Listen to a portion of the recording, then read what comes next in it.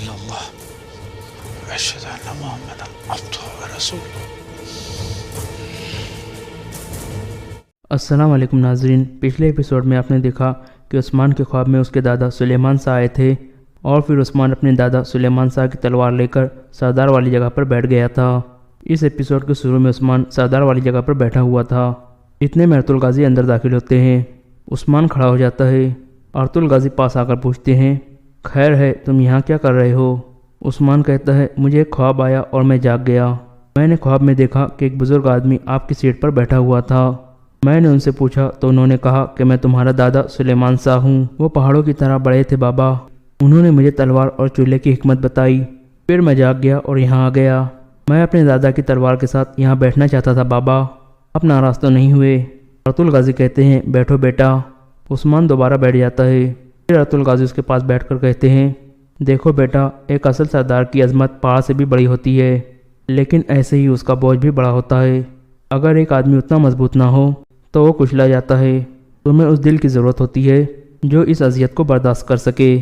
اس کے بعد اگلا دن شروع ہو جاتا ہے۔ ریگوس چرچ کی صفائی کرنے میں مصروف تھا۔ اتنے میں سوگوت کے امام صاحب ایک صندوق اٹھا کر اندر داخل ہوتے ہیں اور کہتے ہیں، صبح بخیر گھنٹی والے۔ ریگوس کافی حیران تھا۔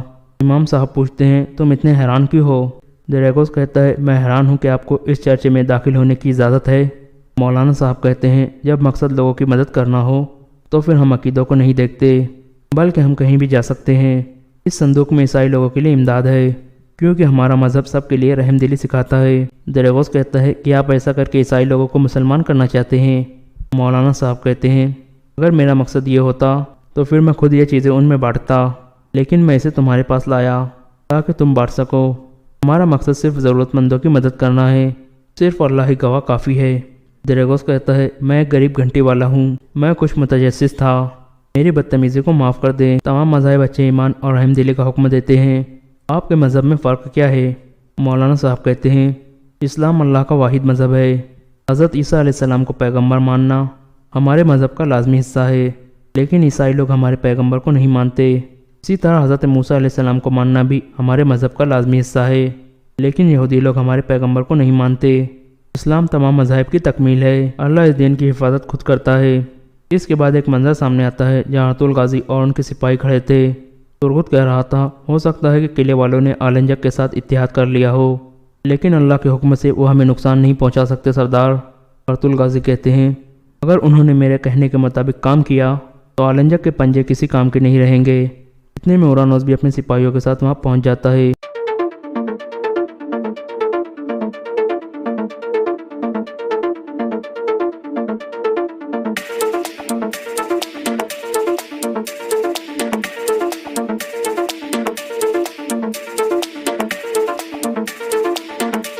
ارطغرل غازی پوچھتے ہیں، ملاقات کہاں طے ہوئی ہے؟ اورانوس کہتا ہے، سوگوت سے باہر جنگل میں، ہم نہیں جانتے کہ آلنجک کیا کریں گا۔ ارطغرل غازی کہتے ہیں، تم فکر مت کرو، ہم بھی تمہارے ساتھ جائیں گے۔ اورانوس حیران ہو کر پوچھتا ہے، آپ لوگ چھپ کر ان کے لیے جال نہیں بچھانے والے؟ ارطغرل غازی کہتے ہیں، آلنجک کسی بھی قسم کے جال کے لیے تیار ہوں گا، اسی لیے ہم اس کے بالکل پیچھے اس کا تعقب کریں گے۔ میں تمہیں تفصیل سے بتاتا ہوں۔ دوسری جانب سلجان خاتون اپنے بیٹے کی قبر پر فاتحہ خوانی کر رہی تھی۔ اس کے بعد وہ قبر پر پانی ڈالتی ہے، پھر وہ کھڑی ہو کر ٹوپی اور تلوار کے ساتھ ایک دھاگا باندھتے ہوئے کہتی ہے، میں قسم کھاتی ہوں کہ میں تمہاری موت کا انتقام لوں گی بیٹا۔ ہم اس شیطان الباستی کو تلاش کریں گے، تمہاری ماں تمہارا خون رائگاں نہیں جانے دیں گی۔ دوسری یعنی ارطغرل غازی اور ان کے سپاہیوں نے بازنطینی سپاہیوں کی وردیاں پہن لی تھی اور وہ اورانوس کے سپاہی بن کر اس کے ساتھ چل پڑتے ہیں۔ یہ ارطغرل غازی کا ایک منصوبہ تھا۔ پھر وہ اپنے سپاہیوں کو کہتے ہیں، کچھ بھی ہو جائے اپنی شناخت ظاہر نہیں کرنا۔ اورانوس کہتا ہے، ہم سب ایک ہی کشتی میں سوار ہو گئے ہیں، اگر ڈوبے تو سب ڈوب جائیں گے۔ اتنے میں کچھ تیر آ کر گرتے ہیں، یہ دیکھ کر سب رک جاتے ہیں۔ آلنجک کے سپاہی تیزی سے ان کی طرف بڑھنے لگتے ہیں۔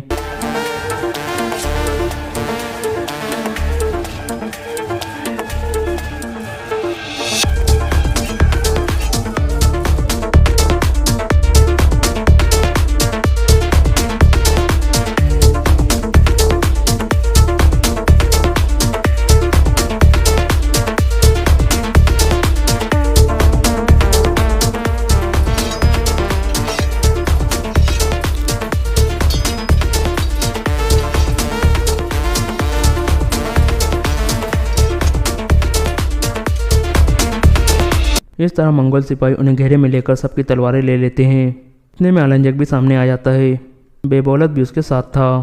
بامسی آہستہ سے کہتا ہے، سردار، آلنجک کے پیچھے آنے والے نقاب پوش آدمی کون ہے؟ ارطغرل غازی کہتے ہیں، لازمی الباستی ان میں شامل ہوگا۔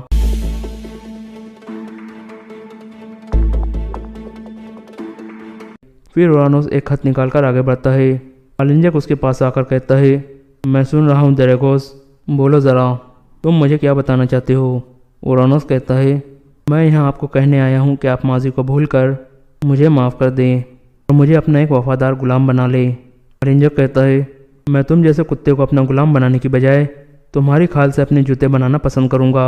اورانوس کہتا ہے، اگر آپ کو مجھ پر شک ہے تو آپ ابھی مجھے اور میرے سپاہیوں کو مار سکتے ہو، لیکن میرا یقین کریں، میں یہاں خود کو اور اپنے قلعے کو آپ کے حوالے کرنے آیا ہوں۔ آلنجک کہتا ہے، قازنطین والوں سے میں نے بہت دھوکے کھائے ہیں، ان سب کو مار دو۔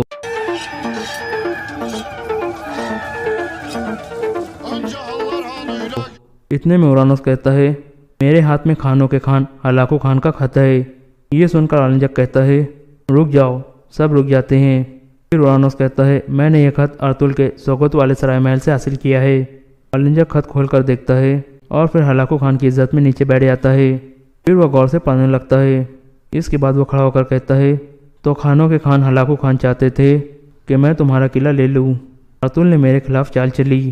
اورانوس کہتا ہے، مجھے یقین ہے کہ اس نے کئی دفعہ آپ کو بیوقوف بنایا ہوگا۔ یہ سن کر آلنجک کافی غصے میں آ جاتا ہے۔ پھر اورانوس کہتا ہے، مجھے ہلاکو خان کے حکم آپ سے پہلے پتہ چل جاتے تھے۔ اب میں اپنے قلعے کے دروازے آپ کے لیے کھولنا چاہتا ہوں اور پھر آپ کے ساتھ مل کر پوری دنیا پر حملے کرنا چاہتا ہوں۔ اس کے علاوہ مجھے پتہ چلا ہے کہ آپ کے اندر ارطغرل کا جاسوس موجود ہے، میں اسے پکڑنے میں آپ کی مدد کروں گا۔ آلنجک کہتا ہے، یہ خط تمہیں کیسے ملا اور اس جاسوس کے بارے میں تمہیں کیسے پتہ چلا؟ اورانوس کہتا ہے، سوگوت کے سرائے محل میں میرا ایک جاسوس ہے، اس نے ارطغرل کی باتیں سنی تھی، وہ یہ خط بھی وہاں سے نکالنے میں کامیاب ہو گیا تھا۔ میں ہلاکو خان کے تمام خط وہاں سے نکال سکتا ہوں، آپ صرف مجھے اپنا ملازم بنا لیں، میں ارطغرل کو سونے کی پلیٹ میں رکھ کر آپ کو پیش کر سکتا ہوں۔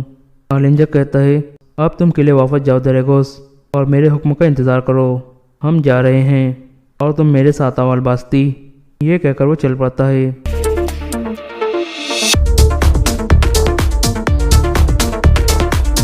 ان کے جانے کے بعد اورانوس کہتا ہے، جو ہو سکتا تھا میں نے کر دیا ہے ارطغرل، خدا تمہاری مدد کرے۔ ارطغرل غازی کہتے ہیں، اب تم قلعے واپس جاؤ دریگوس، آلنجک غصے میں میرے جاسوس کو مار دیں گا، مجھے جلدی کرنی ہوگی۔ یہ کہہ کر ارطغرل غازی اور ان کے سپاہی آلنجک کے پیچھے روانہ ہو جاتے ہیں۔ دوسری جانب کائی قبیلے میں حفصہ خاتون اور ان کے بچے اپنے خیمے میں موجود تھے۔ اتنے میں سیرما اجازت لے کر اندر داخل ہوتی اور کہتی ہے، میں سوگوت سے کچھ چیزیں خریدنے گئی تھی، واپسی پر میں نے سوچا کہ کچھ دیر رک جاؤں۔ حفصہ خاتون کہتی ہے، آؤ بیٹھو سیرما خاتون۔ سیرما بیٹھ جاتی ہے اور پھر کہتی ہے، ماشاء اللہ آپ کے بچے بھی آپ کی طرح محنتی ہے، پتہ نہیں کیوں سوگوت بازار میں آپ کے بچے میرے دماغ میں آئے تھے، اس لیے میں ان دونوں کے لیے تحفے خرید کر لائی ہوں۔ پھر سیرما اپنے تھیلے سے ایک بستہ نکال کر آئبرس کو دیتی ہے اور کہتی ہے، یہ تمہاری کتابوں کے لیے ہے آئبرس۔ آئبرس اس کا شکریہ ادا کرتا ہے۔ پھر سیرما ایک کرتا نکال کر حفصہ کی بیٹی اسلحان کو دیتی ہے، اسلحان بھی اس کا شکریہ ادا کرتی ہے۔ حفصہ خاتون کہتی ہے، آپ کو یہ زحمت کرنے کی کیا ضرورت تھی سیرما خاتون؟ سیرما کہتی ہے، آپ بچوں کی آنکھوں میں خوشی نہیں دیکھ رہی حفصہ خاتون۔ پھر حفصہ خاتون کہتی ہے، چلو بچوں، اب مجھے اور اپنی بڑی بہن سیرما کو اکیلا چھوڑ دو۔ یہ سن کر وہ دونوں باہر چلے جاتے ہیں۔ اس کے بعد سیرما کہتی ہے، کل آپ کے ساتھ جو ہوا وہ میرے ذہن سے نکل ہی نہیں رہا حفصہ خاتون، میں آپ کے بارے میں پریشان تھی۔ حفصہ خاتون کہتی ہے، میں حیران تھی سیرما خاتون، آپ نے دیکھا کہ میں نے کتنی محنت کی تھی لیکن سب بیکار گیا۔ سیرما کہتی ہے، میں جانتی ہوں وہ مجھے پسند نہیں کرتی، لیکن آپ کے خلاف اسے کیا ہوا ہے حفصہ خاتون؟ حفصہ خاتون کہتی ہے، میں نہیں جانتی، میں نے ہمیشہ اپنی پوری کوشش کی ہے، لیکن کل آپ نے دیکھا کہ اس نے کیا کیا ہے۔ سیرما کہتی ہے، آپ کے قبیلے کے معاملات میں دخل دینا میرا کام نہیں، لیکن سلجان نے بہت زیادہ بے عزتی کی تھی آپ کی، ہم سب خواتین نے دیکھا تھا۔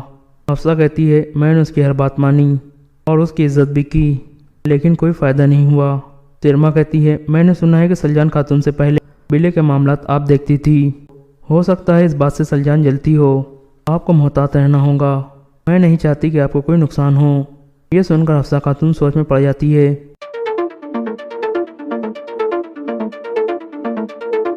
دوسری جانب ارطغرل غازی اور ان کے سپاہیوں نے دوبارہ اپنے بھیس بدل لیے تھے और वो आलिंजक के खुफिया ठिकाने के करीब पहुंच गए थे। आलिंजक को देखकर उसके सिपाही दोबारा खड़े होकर उसे आदाब करते हैं।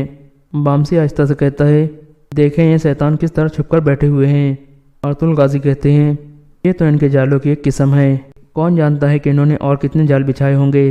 और हम इस रास्ते से मर्गिन को बचाने गए, ना सिर्फ हम नाकाम हो जाएंगे बल्कि हम भी इनके जाल में फंस जाएंगे। फिर अर्तुल गाजी कहते हैं, हम 2 हिस्सों में तकसीम होंगे बामसी। तुम कुछ सिपाहियों के साथ यहाँ रुको और आलिंजक का ध्यान इस तरफ बटाओ। हम दूसरी तरफ से जाकर मर्गिन को बचाएंगे। हमारे जाते ही तुम इन पर हमला कर देना बामसी। इनको लड़ाई में मसरूफ रखकर हमें इतना वक्त देना कि हम मर्गिन को बचा ले। ये कहकर अर्तुल गाजी उठ खड़े होते हैं और कुछ सिपाहियों के साथ चल पड़ते हैं। दूसरी यानी आलिंजक तेजी से मर्गिन की तरफ बढ़ रहा था। फिर वो मर्गिन के सामने खड़ा होकर कहता है, तुमने कहा था कि मैं अर्तुल के लिए जासूसी नहीं कर रहा। या तुम अभी भी यही कहते हो? ये हलाकू खान का वो खत है जो अर्तुल ने चोरी किया था। या तुम समझते हो कि मुझे बेवकूफ़ बना सकते हो? अब तुम्हें बुलवाने की मुझे कोई ज़रूरत नहीं है। पहले मैं तुझ कुत्ते से छुटकारा हासिल करूंगा और फिर कुत्ते के मालिक का खात्मा करूंगा। ये कहकर वो एक नेज़ा पकड़ लेता है ताकि मर्गिन को मार सके। मर्गिन कलमे शहादत पढ़ने लगता है।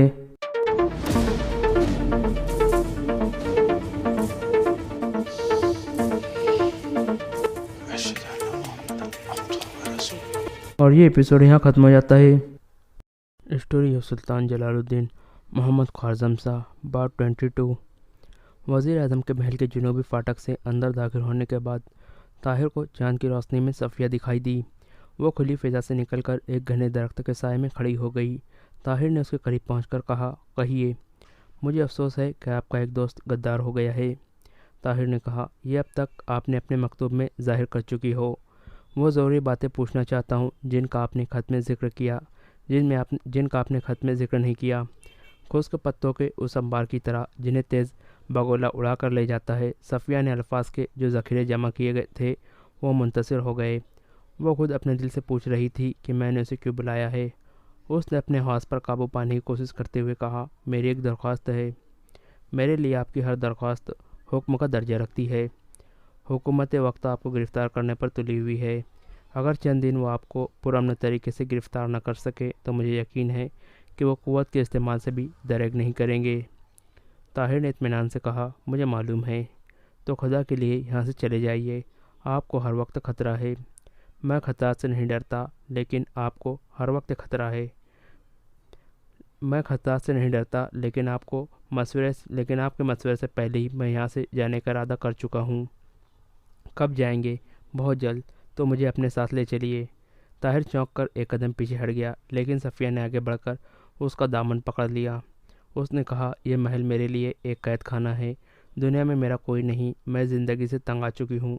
मैं मदीने जाकर किसी झोपड़ी में रहना पसंद करूँगी। मुझे बगदाद से नफ़रत है। मुझे इन ऐवानों से नफ़रत है जहाँ इंसान के भेस में सांप रहते हैं। आपको शायद मालूम नहीं कि मेरी मंजिल मदीना नहीं ख्वारज़म है। मैं वहाँ जाने के लिए भी तैयार हूँ, लेकिन वहाँ के हालात आपको मालूम नहीं। वहाँ पहले ही कौम की हज़ारों ऐसी बेटियाँ मौजूद है जिनका कोई निगहबान नहीं। मैं उनमें एक और का इजाफ़ा नहीं करना चाहता।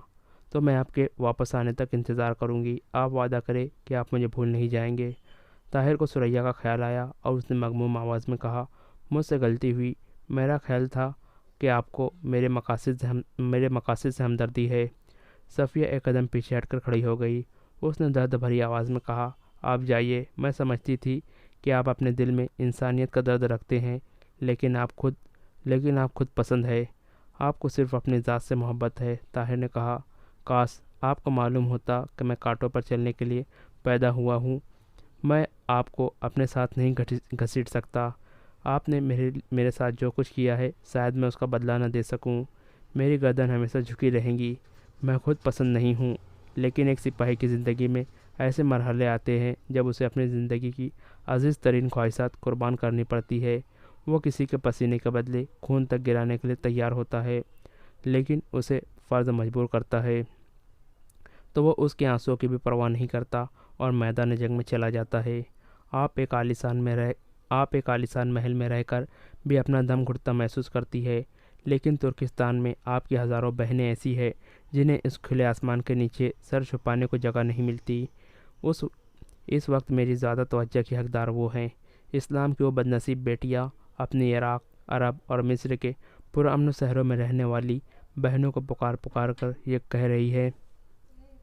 इस्लाम की बदनसीब बेटियां अपनी इराक, अरब और मिस्र के पुरअमन शहरों में रहने वाली बहनों को पुकार पुकार कर ये कह रही होंगी कि अगर तुम्हारे भाई, शौहर और अजीज़ हमारी मदद को पहुंच सकते हैं तो खुदा के लिए उनका रास्ता न रोको। सफ़िया ने अपने आंसू पोंछते हुए कहा, मुझे माफ़ कीजिए, जाइए, खुदा आपकी मदद करे। मैंने आपको गलत समझा। मैं एक औरत हूँ, जाइए। वो दरवाजे तक उसके साथ आई। सईद के इशारे से पहरेदार ने दरवाज़ा खोल दिया।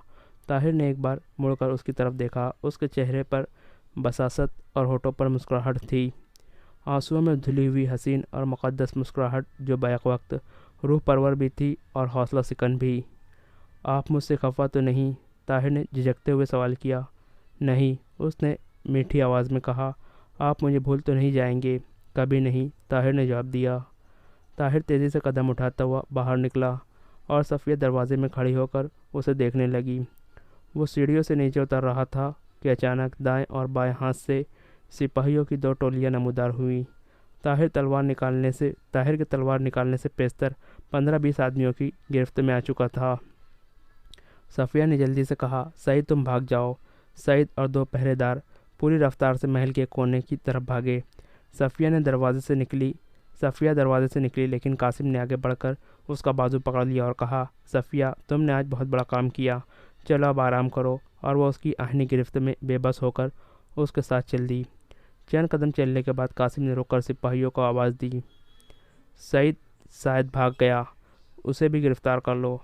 महल के अंदर पहुंचकर कासिम ने सफ़िया को उसके कमरे के अंदर धकेल दिया और बाहर से कुंडी लगा दी। वापस आकर मोहल्लब के सहार पर कासिम ने ताहिर को उसके सुपुर्द कर दिया। सईद को दूसरा पहरेदार मकान का कोना कोना छान मारने के बावजूद भी न मिला। सईद और दूसरा पहरेदार महल का कोना कोना छान मारने के बाद भी न मिले। बिल आखिर एक सिपाही ने खबर दी कि महल की एक कश्ती गायब है। इस वक्त तक वो दूसरे किनारे तक पहुंच चुके होंगे। आधी रात के बाद जब मोहल्लब ताहिर को कैद खाने के दारोगा के सुपुर्द करके हिदायत दे रहा था, सईद और उसका साथी अब्दुल मलिक और अब्दुल अजीज़ को अपनी सरगश्त सुना रहे थे। ताहिर बिन यूसुफ दरियाए दजला के किनारे बड़े कैद खाने की एक ज़मींदोज़ कोठरी में बंद था। सुबह हो चुकी थी लेकिन कैद खाने में अभी तक तारीकी थी। 2 पहरेदार आए और उसे सोता हुआ देखकर खाना रखकर चले गए। 1-2 मरतबा ताहिर की आँख खुली लेकिन कमरे में तारीकी पाकर वो फिर करवट बदल कर सो गया। बिल आकर उसने महसूस किया कि कोई उसे झंझोड़ कर जगा रहा है। कौन? उसने अंगड़ाई लेते हुए सवाल किया। आहिस्ता बोलो। ताहिर ने घबरा कर आँखें खोली और तारीकी में गौर से देखने के बाद अपने करीब एक और आदमी को पाकर उठ बैठा। अजनबी ने कहा, जब से यह कैद खाना बना है शायद इतनी देर सोने वाला यहाँ कोई नहीं आया। अब तो दोपहर होने वाली है। ताहिर ने जवाब दिया, मैं कई रातों से इत्मीनान की नींद नहीं सोया। तो इत्मीनान रखो, या तो तुम बाकी उम्र मज़े की नींद सो सकोगे। तुम कौन हो? मैं कभी कोई था लेकिन अब तो मैं एक कैदी हूँ। रात जब मुझे यहाँ लाया गया था तो मेरे ख्याल में यहाँ कोई और नहीं था। शायद तुम्हें अभी भी यहाँ पहुँचाया गया है। नहीं, मैं कई महीने से शाही मेहमान हूँ। मेरी और आपकी कोठरी के दरमियान एक दीवार का पर्दा है। मालूम होता है कि पहले ये ज़मींदोज़ कमरे बहुत कुसादा थे लेकिन बाद में कैदियों की बढ़ती हुई तादाद के पस नज़र इनके दरमियान दीवारें खड़ी करके इन्हें 2 हिस्सों में तकसीम किया गया है। तो आप किस रास्ते से यहाँ पहुँचे? अजनबी ने जवाब दिया, और मैं तुम्हें दिखाता हूँ। शुरू में यहाँ देखना मुश्किल होता है। मेरा बाजू पकड़ लो, घबराओ नहीं। चंद दिन के बाद तुम्हें भी मेरी तरह तारीकी में देखने की आदत हो जाएगी। ताहिर ने अजनबी के साथ एक तंग महराब से गुजरते हुए कहा, यह रास्ता तो बहुत कुसादा है। अजनबी ने जवाब दिया, नहीं, अभी तक आपने अपनी कोठरी का जायज़ा नहीं लिया। यह दरवाज़ा इसे 2 हिस्सों में तकसीम करता है। मेरी कोठरी भी इसी तरह की है। चंद कदम और चलने के बाद अजनबी ने झुककर ज़मीन की तरफ इशारा करते हुए कहा, ये देखो, ये सुराख है, मेरी तरह कमरे में जाता है। यहाँ से गुज़रने के लिए मस्क की ज़रूरत है। तुम शायद न गुज़र सको। तुम ज़रा मोटे हो लेकिन तुम भी बहुत जल्द मेरे जैसे हो जाओगे। जब मैं यहाँ आया था मैं भी काफ़ी मोटा था। तकरीबन 1 माह के बाद यहाँ की नमी की वजह से हल्का हल्का बुखार शुरू हो जाता है और भूख मर जाती है। ये रास्ता तुमने कैसे दरियाफ्त किया? جب میں یہاں لایا گیا تھا تو اس کمرے میں ایک شخص کبھی کبھی دیوار سے ٹکرے مارا کرتا تھا۔ دو تین دن میں نے کوئی توجہ نہیں دی، لیکن ایک دن میں نے اس کے جواب میں دیوار کو کھٹکھٹانا شروع کیا تو تھوڑی دیر کے بعد کسی نے میرے کمرے میں دیوار کے قریب سل اوپر اٹھائی اور سر باہر نکال کر کہا السلام علیکم۔ میں اس قدر ڈرا کہ اگر باہر نکلنے کا راستہ ہوتا تو میں شاید دریا میں بھی چھلانگ لگانے سے دریغ نہ کرتا۔ وہ بولا ڈرو نہیں، میں تمہارا پڑوسی ہوں۔ تھوڑی دیر غور سے دیکھنے کے بعد میں نے اسے پہچان لیا۔ وہ قاضی ابو داؤد تھا، جس نے ایک مقدمے میں سابق وزیر اعظم کی مرضی کے مطابق فیصلہ دینے سے انکار کر دیا تھا۔ یہ راستہ انہوں نے میرے یہاں آنے سے بہت مدت پہلے کھودا تھا۔ انہوں نے مجھے بتایا کہ بیکاری سے اکتا کر میں نے اس دیوار کے قریب فرش کی 2 سلیں اکھاڑ ڈالی اور فرش کی نمدار مٹی کو ایک ٹوٹے ہوئے برتن کے ٹھیکرے کے ساتھ کھودنا شروع کر دیا۔ وہ کہتے تھے کہ چند دنوں میں انہوں نے یہ سوراخ نکال لیا تھا، لیکن اس کمرے میں کسی کو نہ پا کر انہیں بہت افسوس ہوا۔ پہلی ملاقات کے بعد ہی مجھے انہوں نے اپنا گرویدہ بنا لیا، لیکن وہ 1.5 ماہ کے بعد چل بسے۔ پہرے دار یہاں صبح شام صرف 2 بار آتے ہیں، اس کے بعد سارا دن اور ساری رات ہم ایک دوسرے سے مل سکیں گے۔ صرف جمعہ کے دن وہ صفائی کے لیے آتے ہیں۔ اس دن آپ سوراخ پر سلے رکھ دیں اور بہتر ہوگا کہ اپنا بچھونا بھی یہیں ڈال دیا کریں۔ قید تو یقیناً میری طرح آپ کو بھی لامتناہی ہوگی۔ مجھے معلوم ہے کہ قید خانے کے اس حصے میں صرف وہی لوگ بھیجے جاتے ہیں جن کا کوئی جرم نہیں ہوتا، لیکن تم نوجوان ہو۔ میں حیران ہوں کہ حکومت نے تمہیں اتنی اہمیت کیوں دی ہے۔ میں نے شاید تمہیں کہیں دیکھا ہے، چلو دوسری طرف چلے، ادھر ذرا تاریخی کام ہے۔ طاہر اجنبی کے ساتھ پھر اپنی جگہ بیٹھا۔ اجنبی نے کہا تم کھانا کھا لو۔ طاہر نے جواب دیا مجھے بھوک نہیں۔ اجنبی نے کہا حقیقت یہ ہے کہ یہاں آ کر پہلے دن کوئی قیدی کھانا نہیں کھاتا۔ میں نے بھی 2 دن کھانا نہیں کھایا تھا، لیکن آہستہ آہستہ عادی ہو جاتا ہے۔ اچھا یہ بتاؤ تم یہاں کیوں کر پہنچے؟ میں تمہارے اور کسی کام نہیں آ سکتا، لیکن اپنی سیر گشت سنا کر ہم ایک دوسرے کا بوجھ ہلکا کر سکتے ہیں۔ مجھے شک پڑتا ہے کہ میں نے تمہیں کہیں دیکھا ضرور ہے۔ یہاں آ کر حافظے پر بہت برا اثر پڑتا ہے۔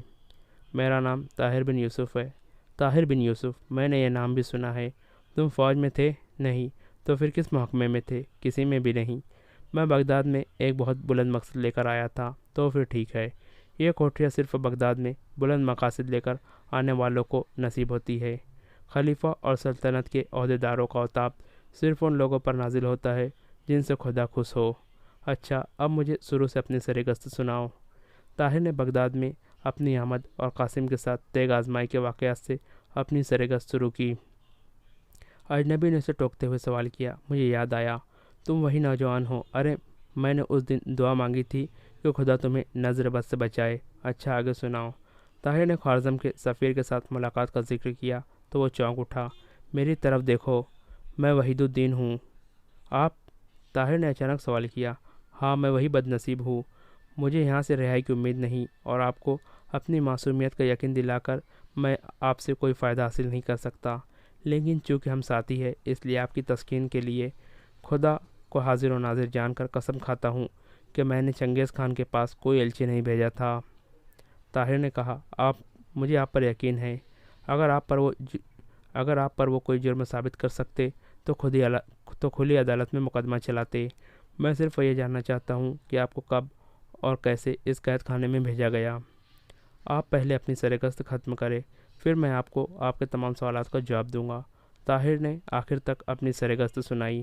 وحید الدین کچھ دیر گہری سوچ و میناس کی طرح دیکھتا رہا۔ بالآخر وہ بولا اب میں آپ کے سوال کا جواب دیتا ہوں۔ آپ کی سیر گشت سننے کے بعد میرا یہ شک یقین کی حد تک پہنچ چکا ہے کہ میں محلب بن داؤد کی سازش کا شکار ہوا ہوں۔ یہ شخص بغداد میں چنگیز خان کے سفیر کا ملازم تھا۔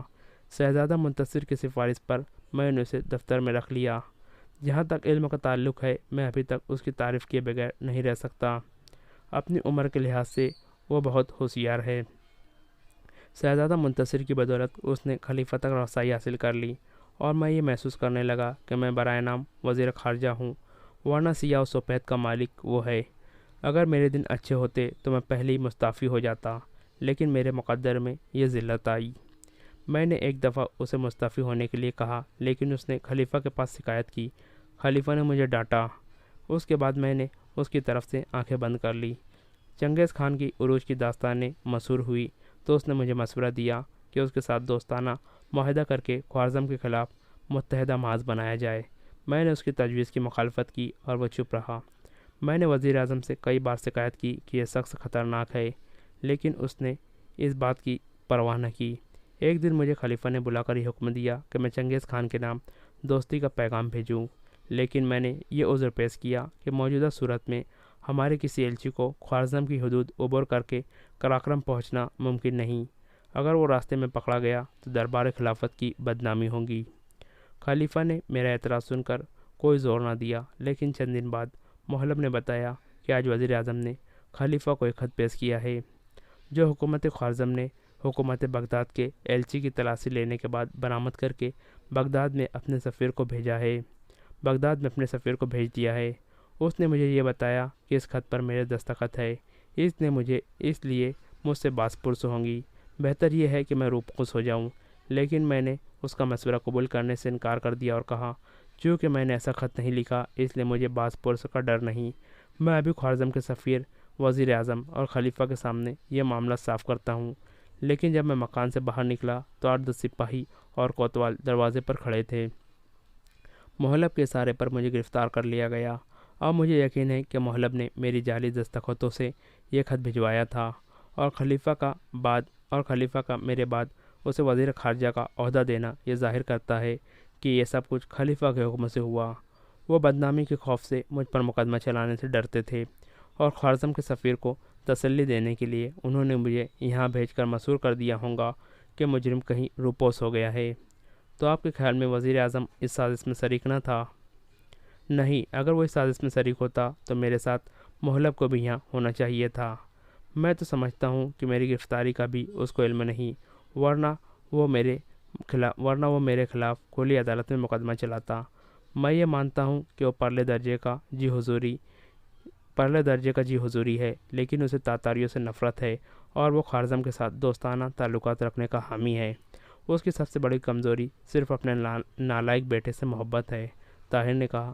لیکن خلیفہ نے چنگیز خان کو پیغام بھیجنے کے لیے آپ کا نام استعمال کیوں کیا؟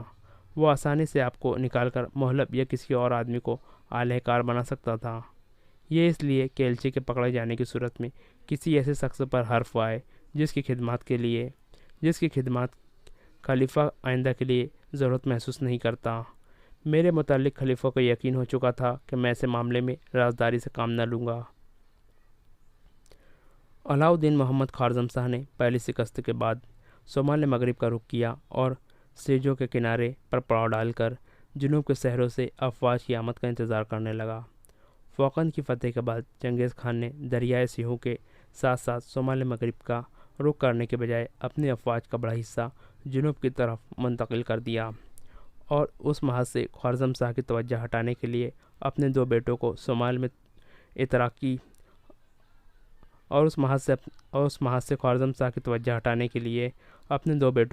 میں ترکی کی طرف روانہ کر دیا۔ خوارزم شاہ اپنے خیال کے مطابق چنگیز خان کے بیٹوں کو دریائے سیہوں کے کنارے ایک فیصلہ کن شکست دینے کے لیے زبردست تیاریاں کر رہا تھا، لیکن اچانک اسے خبر ملی کہ چنگیز خان کی فوج جنوب مشرق سے دریائے جیجو کے ساتھ ساتھ سمرقند اور بخارا کا رخ کر رہی ہے۔ علاؤالدین محمد شاہ کو ایک طرف اپنی سلطنت کے 2 مضبوط ترین قلعوں کے چھن جانے کا خدشہ پیدا ہوا، اور دوسری طرف یہ فکر دامنگیر ہوئی کہ اگر تاتاری ان 2 شہروں پر قابض ہو گئے تو دریائے جیجو کے کنارے جھیل ارال تک اس کے باقی تمام مورچوں پر آسانی سے قابض ہو جائیں گے، اور جنوب میں اس کی رسد و کمک کے تمام راستے کٹ جائیں گے۔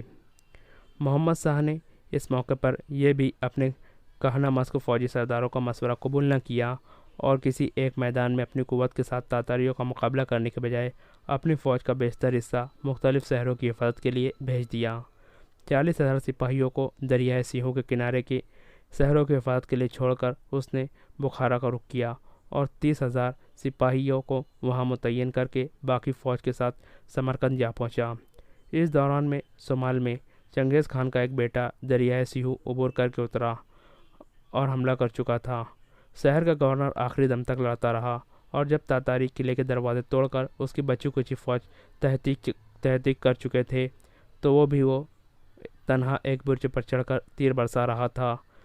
तीर खत्म हो गए तो ईंटें बरसाता रहा। उसे जिंदा गिरफ्तार करके चंगेज़ खान के पास भेजा गया। चंगेज़ खान ने उसके कानों और आंखों में पिघली हुई चांदी डलवाकर उसे हलाक कर डाला। चंगेज़ खान के दूसरे बेटे ने ताशकंद पर कब्जा कर लिया। उसके बाद तातारी अफवाज ने मुख्तलिफ हिस्सों में तकसीम होकर दरियाए सिंधु के किनारे और कई छोटे छोटे शहरों पर कब्जा कर लिया। चंगेज़ खान अपने बेटे तोलाई के हमरा रास्ते की बस्तियों और शहरों को खून और आग का पैगाम देता हुआ बुखारा की तरफ बढ़ा। ख्वारज़म शाह को समरकंद में उसकी पेशकदमी की इत्तला मिली। फ़ौज के सरदारों की इस मरतबा भी यही राय थी कि चंगेज़ खान के साथ एक फैसलाकुन जंग लड़ी जाए, लेकिन ख्वारज़म शाह ने बुखारा की फसील को नाकाबिल तस्कीर समझकर इस मरतबा भी उनकी राय ठुकरा दी और शहर की हिफाजत के लिए मज़ीद सिपाही भेज दिए और जुनूब के शहरों की अफवाज को समरकंद भेजने का हुक्म दिया। ख्वारज़म शाह को ये तवक्को थी कि बुखारा की तस्कीर में तातारियों को कई महीने लग जाएंगे और इस दौरान में वो सल्तनत में अपनी अफवाज का बिखरा हुआ सिराजा मुनज़्ज़म कर सकेंगा। चंगेज़ खान ने चंद दिन के मुहासरे के बाद महसूस किया कि शहर को फ़तेह करना आसान नहीं। गुज़िश्ता फतूहात में वो इस्लाह साजी के बहुत से माहिरीन को गिरफ़्तार कर चुका था और उनमें से बाज़ उसकी मुलाज़मत इख्तियार कर चुके थे।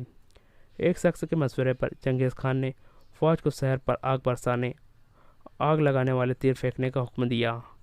आतिशी तीरों से शहर के एक महल्ले में आग लग गई और उससे तमाम आबादी में डर और खौफ फैल गया। तुर्क अफवाज ने मजबूरन शहर से बाहर निकलकर मुकाबला किया, लेकिन उन्हें शिकस्त हुई और तातारियों ने उन्हें चारों तरफ से घेर कर तह तेग कर डाला। फ़ौज की मदद से महरूम होने के बाद अकाबिरीन शहर ने चंगेज़ खान के पास सुलह के लिए एक वफद भेजने का फ़ैसला किया। शहर की हर दिल अजीज़ शख्सियत इमामज़ादा रुकनुद्दीन इस फैसले के हक़ में न था। उसने मुअज़्ज़िज़ीन शहर के सामने पुरजोश तकरीर करते हुए कहा, हम कम अज़ कम 6 माह तक इस शहर की हिफाजत कर सकते हैं और मुझे यकीन है कि मौजूदा हालत में समरकंद की अफवाज यहाँ पहुँच जाएंगी। उस वक्त चंगेज़ खान शहर के दरवाज़े खुलवाने के लिए हमारी हर शर्त मंजूर कर लेगा, लेकिन तातारियों के मुतालिक ये न समझना कि वो किसी माहदे के पाबंद रह सकते हैं। खुद फरेबी है। जब तातारियों की अफवाज शहर में दाखिल होंगी तो तुम्हारे साथ वही सलूक करेंगे जो उन्होंने ताशकंद वालों के साथ किया है। इमामज़ादा रुकनुद्दीन की आवाज़ सदो शहर साबित हुई। अकाबिरीन शहर के वफद ने चंगेज़ खान की मुलाकात के बाद अहले शहर को ये खुशखबरी सुनाई कि तुम्हारी जानें, तुम्हारी जायदादें और तुम्हारी इज़्ज़त महफूज है। शहर का नया हाकिम भी मुसलमान होगा। शहर के दरवाज़े खुल गए। पीरज़ादा रुकनुद्दीन ने दुरुस्त कहा था। अहले बुखारा वहशत और बर्बरियत का तूफ़ान अपनी आंखों से देख रहे थे। वो दरसगाह जहाँ कुरान पढ़ाया जाता था तातारियों के घोड़ों के लिए अस्तबल का काम दे रही थी। चंगेज़ खान बुखारा के अज़ीमुस्सान मस्जिद की सीढ़ियों के सामने पहुंचकर घोड़े से उतरा। ये तुम्हारे बादशाह का घर है? उसने एक शख्स से सवाल किया। नहीं, ये खुदा का घर है। चंगेज़ खान मस्जिद के अंदर दाखिल हुआ और उसने हाज़रीन को मुखातिब करते हुए कहा, मेरी अफवाज थकी हुई है, इन्हें खुराक और आराम की ज़रूरत है। इनके लिए अपने अपने घरों के दरवाज़े खोल दो और इस किस्म की कुसादा इमारतें मेरे घोड़ों के लिए खाली कर दो और उनके लिए चारा मुहैया करो। याद रखो, तुम खुदा के कहर से डरते हो और मैं तुम्हारे लिए खुदा का कहर बनकर आया हूँ। चंगेज़ खान ने एक मुतरजिम को अपना मफ़हूम बयान करने के लिए कहा और मस्जिद से बाहर निकल आया। ये तमहीद थी। उसके बाद अहले बुखारा ने जो कुछ देखा वो उनकी तवक्को से कहीं ज़्यादा था। रात के वक्त मर्दों को अपने घरों में घुसने की इजाज़त न थी और वो गलियों, चौराहों और सड़कों पर खड़े अपने मकानों के अंदर तातारियों के वैसियाना कहे और औरतों की जिगरदोज़ चीखें सुन रहे थे। अगर किसी की गैरत जोश मारती और वो अपने घर में घुसने की कोशिश करता तो तातारी पहरेदारों की तलवारें उसे खाक और खून में लिटा देती। उमरा के मोहल्लात पर तातारियों का पहरा उससे कहीं ज़्यादा सख्त था। उन्हें तरह तरह की जिस्मानी अज़ियतें देने के बाद उनके खुफिया ख़जानों का पता लगाया जाता और जब वो एक ख़जाने का पता बता देते तो उन्हें यह कहा जाता कि तुमने और भी बहुत कुछ छुपा रखा है। वो सब कुछ बता बैठते, लेकिन तातारी मरते दम तक उनका पीछा न छोड़ते। बुखारा के बासिंदों के وہ بخارا کے باشندوں کے ہاتھ میں بیلچے دے کر عمرہ کے مکانات کی بنیادیں کھدوائی گئی، اور جب تاتاریوں کو یقین ہو گیا کہ اب بخارا میں کوئی کارآمد چیز باقی نہیں رہی تو شہر کے تمام باشندوں کو ہانک کر ایک کھلے میدان میں لے آئے۔ اب کسی کو غلط فہمی نہ تھی کہ ان کے ساتھ کیا ہونے والا ہے۔ ہر طرف عورتوں اور بچوں کی جگر دوز چیخیں سنائی دے رہی تھی، مردوں کی آنکھوں میں آنسو تھے۔ چیختی چلاتی عورتیں زبردستی کھینچ کر مردوں سے علیحدہ کی گئی، بے کس نگاہیں آسمان کی طرف اٹھ رہی تھی۔ ان کی آزادی چھن چکی تھی اور شہر میں ان کے مکانات میں آگ کے شعلے بلند ہو رہے تھے، اور اب ان کی عورتیں بھی ان سے چھینی جا رہی تھی۔ وہ پردہ نشین عورتیں جنہیں آج تک چشم فلک نے بھی نہیں دیکھا تھا، تاتاری ان کے بچوں اور ان کے شوہروں کے ساتھ ان کے شوہروں کے سامنے ان کی عصمت دری کر رہے تھے۔ مردوں کے سامنے تاتاری سواروں کے نیزوں کی دیوار کھڑی کر دی گئی تھی اور ان کے ہتھیار چھینے جا چکے تھے۔ امام زادہ رکن الدین چلایا، بزدلو کیا دیکھتے ہو؟ چاروں طرف سے اللہ اکبر کی صدائیں بلند ہوئی اور اہل بخارا تاتاریوں پر ٹوٹ پڑے۔ خالی ہاتھوں سے تلواروں کا مقابلہ شروع ہوا، لیکن چند لمحات میں کئی آدمی تاتاریوں سے گتھم گتھا ہو کر ان کے نیزے، تلواریں اور خنجر چھین چکے تھے۔ عورتوں کی عصمت دری کرنے والوں میں سے اکثر کو تلواریں سنبھالنے اور گھوڑے پر سوار ہونے کا موقع نہ ملا، لیکن تاتاریوں کی بیشتر فوج گھوڑوں پر چوکس تھی۔ انہوں نے چند لمحوں میں لاشوں کے انبار لگا دیے، تاہم 2000 تاتاری مارے گئے۔ تاتاریوں نے غضبناک ہو کر چند گھنٹوں کے قتل عام کے بعد میدان صاف کر دیا۔ صرف چند عورتیں بچیں، ان کے ہاتھوں میں رسیاں باندھ کر گھوڑوں کی ذہنوں کے ساتھ منسلک کیا گیا، اور تاتاریوں نے سمرقند کی طرف کوچ کر دیا۔ گھوڑوں کے ساتھ بندھی ہوئی عورتیں زیادہ دیر تک ان کی تیز رفتاری کا ساتھ نہ دے سکیں۔ جب قیدی عورتیں دم توڑ کر گر پڑتی، تاتاری سوار خنجر کے ساتھ ان کی رسیاں کاٹ دیتے۔ چنگیز خان کو بخارا کی فتح کی خوشی سے زیادہ اپنے 2000 آدمیوں کی موت کا افسوس تھا۔ سمرقند دفاعی انتظامات کے لحاظ سے خوارزم شاہ کا مضبوط ترین شہر تھا۔ شہر کی حفاظت کے لیے 1,10,000 سپاہی موجود تھے، لیکن بخارا کی فتح کی غیر متوقع خبر سے سلطان کی رہی سہی خود اعتمادی جاتی رہی، اور وہ چند سرداروں کو شہر کی قیادت سونپ کر بلخ کی طرف نکل گیا۔ فوج کو جن دو بڑی شخصیتوں سے صحیح رہنمائی کی توقع تھی وہ سمرقند میں موجود نہ تھی۔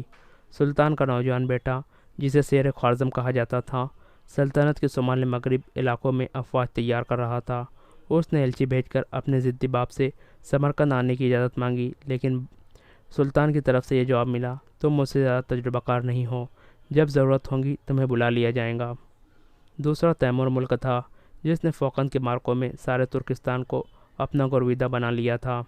اس کے متعلق سمرقند کے ہر بچے اور بوڑھے کی رائے یہ تھی کہ وہ 1,10,000 سپاہیوں کے ساتھ تاتاریوں کو میدان میں شکست دے سکتا ہے، لیکن سلطان نے سمرقند پہنچتے ہی اسے بلخ کے آس پاس جنگجو قبائل کو منظم کرنے کے لیے بھیج دیا تھا۔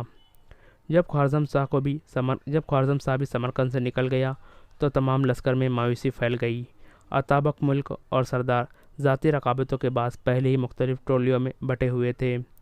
کوئی بااثر شخصیت سر پر نہ ہونے کی وجہ سے اختلاف اور بڑھ گیا۔ محاصرے کے دوران میں چنگیز خان کے بیٹے، جو دریائے سیہو کے کنارے بہت سے شہر فتح کر چکے تھے، قیدیوں کی ایک بہت بڑی تعداد کے ساتھ اپنے باپ سے آ ملے۔ سمرقند کی فصیل بہت مضبوط تھی۔ 12 آہنی دروازے، جن کی حفاظت کے لیے برجوں پر تیر اندازوں کا پہرا تھا، ناقابل تذکیر تھے۔